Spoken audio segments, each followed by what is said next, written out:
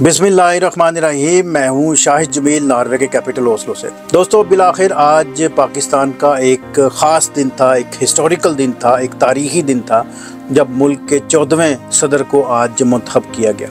ये एक तारीख़ी दिन नहीं था, ये एक तारीख दिन था, एक स्याह दिन था जब करप्शन के अन्नदाता, करप्शन के गुरु, करप्शन के दादा उस्ताद को जनाब हमने अपना सदर मुंतखब कर लिया, और वो भी चोरी शुदा मैंडेट से। यकीन करें कि चारों सूबों ऐवान में हर जगह पे इनको चोरी का वोट जो है ना, उन्होंने किस तरह से उसको जो है ना वो समेटा है कि खुदा की पनाह। और मैं बताता चलूं कि वोट आज जब असम्बलियों में कास्ट हुए तो बड़ी निगरानी में वोट कास्ट हो रहे थे कि कोई वोट ज़ाया ना हो। हर तरह से उसकी जांच पड़ताल हो रही थी कि कोई भी वोट ज़ाया ना हो, अच्छे तरीके से जो है ना वो लूटा जाए इस पूरे बाजार को, ताकि कोई बंदा कहे कि यहाँ से कोई लुटेरा होके गया था। अच्छा, अब देखें कि ज़रा सा अब सूबों की जो वोटिंग हुई थी, आज दो बंदे जनाब उम्मीदवार थे सदारत के लिए, महमूद खां अचकज़ई और जरदारी साहब। महमूद खां अचकज़ई को सिंध में वोट पड़े 9 और जरदारी को वोट पड़े 151। ये अंडरस्टूड था, सिंध में वाकई इनको इतने ही वोट पड़ने थे जितना इन्होंने वहाँ पर गुल गपाड़ा मचाया हुआ है, तो 151 तो कुछ भी नहीं है।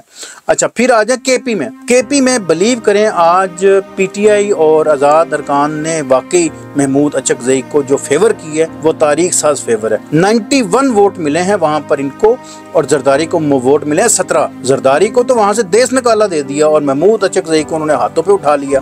बलोचिस्तान में देखें, महमूद अचकज़ई को 0 वोट मिला है, कोई वोट नहीं मिला, और बलोचिस्तान में जरदारी को वोट मिले 47। और ये भी बड़ी एक अजीब बात है कि महमूद अचकज़ई को अपने घर में, अपने टाउन में, अपने सूबे में कोई वोट नहीं मिला।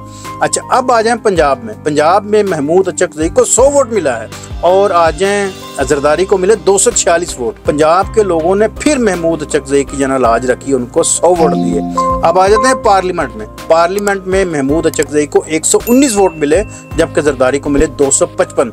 तो टोटल मिला के जो है ना वो 327 इलेक्टोरल वोट चाहिए थे एक सदर को इलेक्ट होने में, जबकि जरदारी को वोट मिले 411। तो वो बआसानी जो है ना वो दंदनाते हुए आपकी जो है ना वो चोरी शुदा वोट पे सदारत के लिए मुंतखब हो गए। और होते भी क्यों ना, वो चूंकि करप्शन के बादशाह हैं, गुरु हैं, अन्नदाता हैं, और वो करप्शन के दादा उस्ताद हैं, तो उन्होंने सदर नहीं बना था, और किसने सदर बनना था।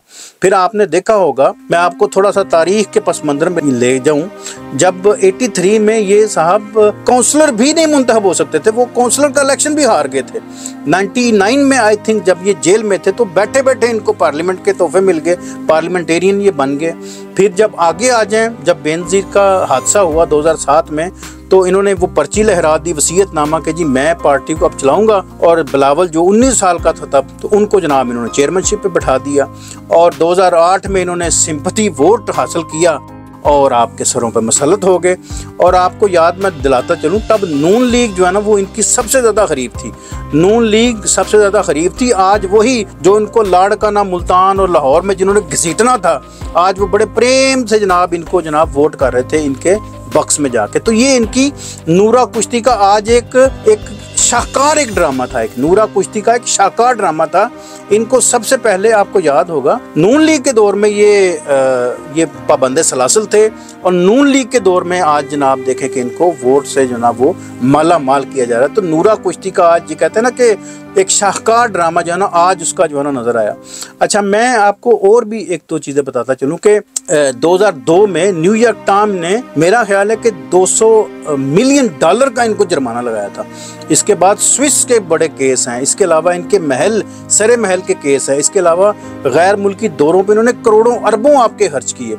मैं क्या क्या बताऊं, मेरी तो ज़ुबान थक जाएगी, हल्क खुश्क हो जाएगा इनकी बातें करते करते। इन्होंने तो जनाब करप्शन की ऐसी ऐसी टर्म इस्तेमाल की है कि आप हैरान रह जाते हैं। किक बैक्स में इतना इन्होंने चूना लगाया आप लोगों को कि आप सोच सकते हैं। इसके बाद मिस्टर 10% को कहते हैं। मनी लॉन्ड्रिंग के ऐसे ऐसे जदीद और खूबसूरत तरीके ईजाद किए ना कि बंदा हैरान रह जाता है। अयान अली आप सबको याद होगी कि वो करोड़ों अरबों लेके जा रही थी, वो पकड़ी गई, किसी को पता नहीं चला, जिसका उसने तहकीक करनी थी वो बंदा गायब हो गया। उसके बाद जी मैं बताता चलूँ कि करप्शन का लफ्ज़ जिस बंदे ने लिखा था वो खुद शर्माता है कि यार ऐसे ऐसे टर्म जिसने निकाले हैं, ऐसी ऐसी तरीके इन्होंने निकाले हैं करप्शन के भाई खुदा की पनाह। लेकिन नो डाउट जी, ज़ाहिर है जी, पैसा है और आपका असर व रसूख है तो फिर हर बंदा ज़ाहिर है आपके सामने लमलेट है, उसके सामने तो कोई बंदा मेरे ख्याल को बात कर नहीं सकता एंड में। तो हम भी जान की ईमान पा की बात करते हैं, लेकिन बहरहाल तकलीफ़ होती है, दुख होती है ओवरसीज़ पाकिस्तानियों को अपने मुल्क पे इस तरह जो चोरीशुदा मैंडेट के लोग जब मुसल्लत होते हैं, शब मार के जब आपके हकूक़ पे आके छलांग मार के ऊपर आके बैठ जाते तो वाकई दर्द होता है, तकलीफ़ होती है। इन लोगों ने करप्शन में ऐसे ऐसे PhD कर रखी हैं कि यकीन करें कि यूनिवर्सिटी वाले भी जो है ना वो शर्माते हैं कि इनको कौन कौन सी डिग्री हम दे दें। ये करप्शन के माई बाप हैं, करप्शन के अन्नदाता हैं, करप्शन के दादा उस्ताद हैं। तो बहरहाल कल इनका वो हल्फ बर्दारी भी होगी तो हम फिर वो मातम कुनाई करेंगे, फिर हम जो है ना वो नोहा कुनाई करेंगे, मातम हम ये करते रहेंगे। अब हमारी किस्मत में यही दिखा है, हमने बस अब इनको रोना है। अब देखते हैं कि ये हमारे साथ करते क्या हैं। अब चलें देखते हैं जी कि हमारे मुल्क के साथ क्या होगा। मैं दुआ गो हूँ अवाम के लिए, ताला उसको रिलीफ दे और मुल्क पाकिस्तान की जो है ना वो सलामती के लिए हम दुआ गो हैं। मुझे दुआओं में याद रखिएगा, आप अपने व्यूज़ से भी दीजिएगा, आप अपने कमेंट्स भी लिखिएगा कि आपको आज ये करप्शन के अन्नदाता की एंट्री जो है ना वो कैसी लगी। आज जब वो बग्गी में बैठ के आ रहे थे तो आपको उनकी मुस्कुराहट कैसी लगी, मुझे भी दुआओं में याद रखिएगा। इंशाल्लाह मिलते हैं कल दोबारा। खुदा हाफिज़।